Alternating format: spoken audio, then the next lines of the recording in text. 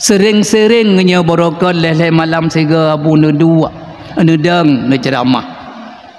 ada awal tu pegah ne sembahyang rawatib baik tinggal kelebihan tanya ba Allah kan ngan tak buat wajib nyan utang dengan Allah tapi ngan tak putunan ada je lagi rawatib baik tak tinggal dia berdua nyan ne kelabu apalagi rawatib isya 2 rakaat dia sembahyang isya nyan ngayum tarawih 20 rakaat mantang raya fadilat salat isya walau sebahagian tanya le yang dua dengan sembahyang sunat isya nyan mulai intik malam ingat habalun sikret ingat teman yang berabu napan najak ali yang baru konjut buat dan yang berabunya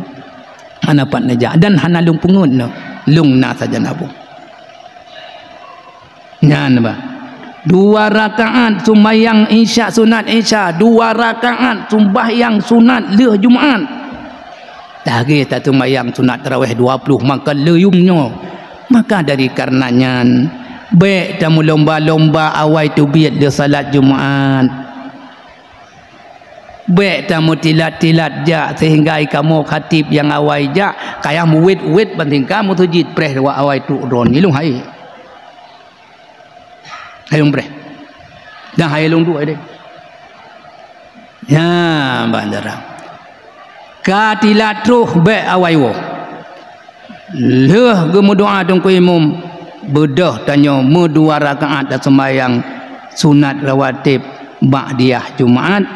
sunat rawatib qabliyah Jumaat kali bunuh mudah-mudahan tanya ngetung tanya oleh Allah minta keridaan Allah maka yang paling dekat dengan tanya adalah mati.